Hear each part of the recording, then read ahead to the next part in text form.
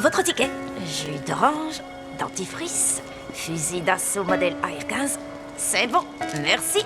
Vous devriez dire à votre sœur qu'elle devrait être très fière de vous parce que vous êtes l'employé du mois, Suzanne. Où sont les caméras? Ce jour-là, Suzanne avait été élue employée du mois. Après les applaudissements et les félicitations de tous, elle était rentrée chez elle, excitée, pour annoncer la bonne nouvelle à sa sœur. Pendant qu'elle s'embrassait joyeusement, Suzanne a remarqué que sa sœur faisait ses valises. Sa sœur a dit qu'elle partait pour un week-end sur une île entourée d'eau. Suzanne s'y est tout de suite opposée fermement. Sa sœur l'a rassurée en disant qu'elle avait préparé de la nourriture et des jeux, et que son cochonnet de compagnie lui tiendrait compagnie. Le petit ami de sa sœur, présent, a flatté Suzanne en disant qu'en tant qu'employée modèle, elle saurait sûrement se débrouiller seule. Le lendemain, Suzanne a rencontré un petit garçon dans le parc et l'a invité chez elle pour manger des glaces et jouer aux jeux vidéo. Elle a proposé de faire des canulars téléphoniques, mais le garçon a voulu appeler son père pour le rassurer. Ne voulant pas qu'il parte tôt, Suzanne lui a montré sa cape de collection. Quand elle a surpris en train d'appeler discrètement la police, Suzanne s'est soudain énervée, effrayant l'enfant. Le garçon s'est précipité pour s'enfuir par la fenêtre.